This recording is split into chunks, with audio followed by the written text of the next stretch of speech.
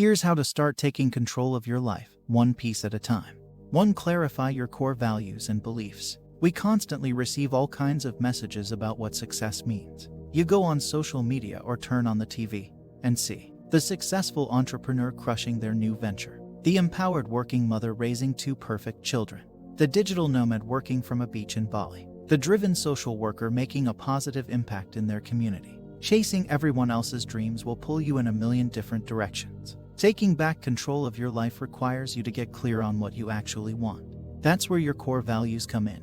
Your core values shape who you are. They're the ground you stand on to build a sense of self. When you discover your core values, you can live your truth. Studies confirm that having a clear idea of your beliefs makes it easier to make big life decisions around pursuing passions, long-term career goals, and relationships. Leads to stronger social connections. Encourages a higher tolerance for pain. Makes you less likely to engage in destructive thought patterns, like comparing yourself to others. Your recipe for happiness will not look the same as someone else's. You may consider family, service, and community the most important parts of your life. Someone else may prioritize things like freedom, adventure, and spirituality. A meaningful life will certainly look different to these 2 people. An inner conflict happens when you don't take the time to clarify your values. With a firm sense of self, you can find inspiration from others and still stick to your core. Outside influences no longer pull you in every direction. You recognize the difference between what truly matters to you. You know when to say yes and when to walk away.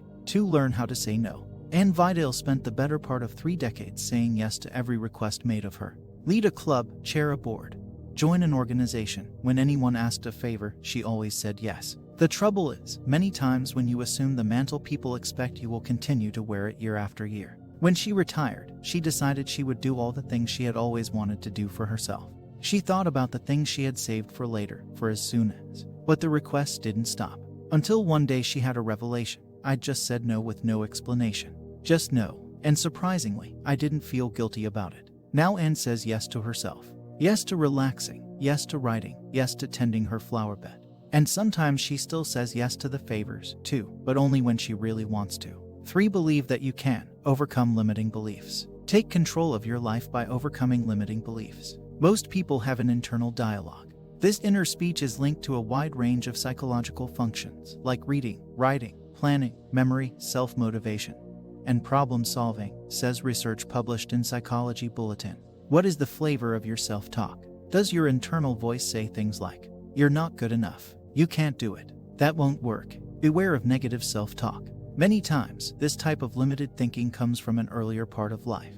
It's that voice of a parent who didn't give you enough praise. It's that kid in school who was always waiting for you to mess up. Taking control of your life means you no longer allow those voices to hold you back. Get into the habit of managing your internal dialogue. Take a week to track your thoughts and write them down.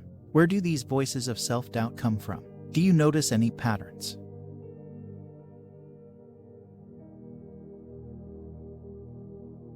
When you hear yourself thinking something negative, take a step back. Remind yourself, "Oh, that's my father talking." Respond with something positive instead. "Actually, that's not true. I am good enough. I can do this." Learn how to trust yourself and be your own cheerleader. 4. Trust your intuition.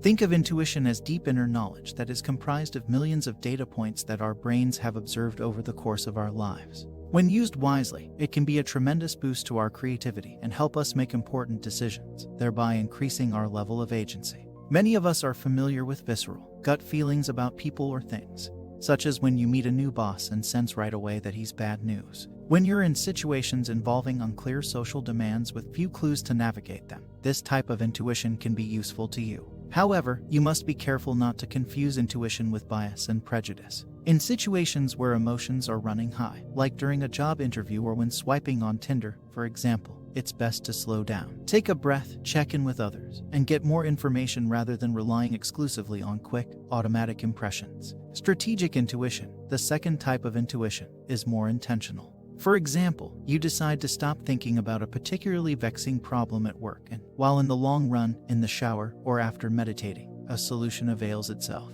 Finally, expert intuition happens after long periods, sometimes years, of practice at a particular skill. Here, less conscious parts of your brain are able to take over, provided you stay calm.